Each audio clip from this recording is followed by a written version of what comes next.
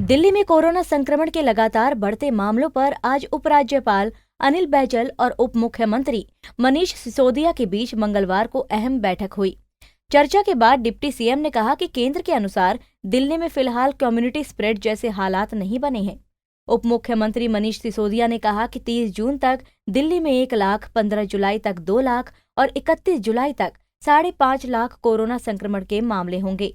उप मुख्यमंत्री सिसोदिया ने कहा कि यही हालात रहे तो 31 जुलाई तक हमें दिल्ली के अस्पतालों में 80,000 बेडों की जरूरत होगी। 15 जून तक 44,000 केसेस होंगे और करीब 6,600 बेड्स की आवश्यकता होगी। 30 जून तक 1 लाख केसेस पहुंच जाएंगे और 15,000 बेड्स की आवश्यकता होगी। 15 जुलाई तक करीब 2.25 लाख केसेस हो जाएंगे और 33,000 बेड्स की आवश्यकता होगी। 31 जुलाई तक करीब 5.5 लाख केस पहुंच जाएंगे दिल्ली में और उसके लिए करीब 80,000 बेड्स की आवश्यकता होगी।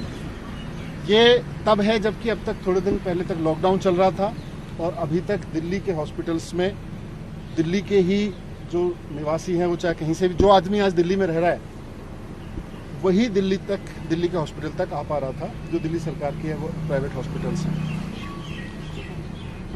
इसीलिए कैबिनेट ने, दिल्ली की कैबिनेट ने निर्णय लिया था कि अभी कुछ समय तक, जब तक कोविड की परेशानी है, आगे आने वाले समय में जब 15,000 बेड्स की आवश्यकता होगी, 33,000 बेड्स की आवश्यकता होगी, 80,000 बेड्स की आवश्यकता होगी जुलाई के एंड तक, तो इनको दिल्ली के जो आज लोग दिल्ली में रह रहे हैं उनके लिए ही मैनेज करके रिजर्व रख। मनीष सिसोदिया ने बताया कि दिल्ली सरकार ने जो दिल्ली में सिर्फ दिल्ली के लोगों के इलाज का फैसला लिया था, उसका पलट जाना ठीक नहीं है। इससे दिल्ली वालों के लिए संकट पैदा हो गया है। सिसोदिया ने कहा कि मीटिंग में उपराज्यपाल अनिल बैजल से इस पर फिर से विचार करने को कहा गया, लेकिन उन्होंने इससे इनकार कर दिया।